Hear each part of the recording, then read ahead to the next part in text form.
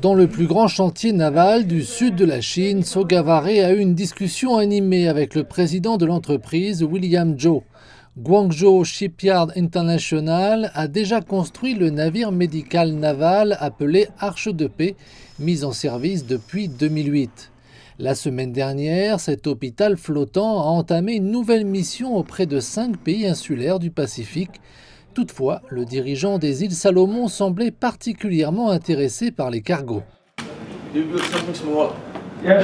barges or something Yes. to carry copra or timber Yeah. from the rural area to Honiara. All right. Able to build small ships. Right, I know. Very simple. So that's the kind of need we will have. Monsieur Sogavare a qualifié d'admirable la modernisation du Guangdong qui dure depuis des décennies. Le géant des télécommunications, Huawei, dont le siège est dans le Guangdong, est en train de construire un réseau cellulaire dans les îles Salomon grâce à un prêt de 66 millions de dollars accordé par la Chine. De son côté, la ville de Jiangmen, qui est à la pointe de la lutte contre le changement climatique, a ouvert un nouveau centre en février. Elle s'est engagée à partager avec les îles Salomon l'expertise et les équipements chinois en matière de prévention et d'atténuation des catastrophes.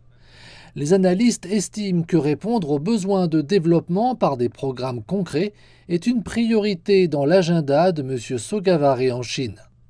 Lors de la deuxième visite de M. Sogavare en Chine en 4 ans, les relations entre les deux pays ont été élevées au rang de partenariat stratégique global et 9 accords ont été signés.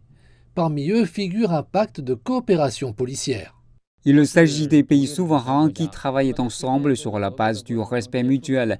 Malgré des voix différentes aux États-Unis et en Australie, la Chine et les pays du Pacifique Sud poursuivent leur partenariat.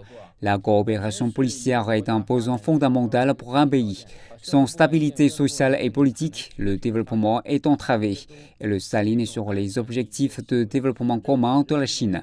Le professeur Sun a souligné que l'utilisation récente par Beijing du terme « nouvelle ère » était rare dans la description des relations avec les pays du Pacifique Sud, indiquant que les îles Salomon pourraient servir de baromètre et de moteur pour les relations diplomatiques de la Chine avec la région au sens large.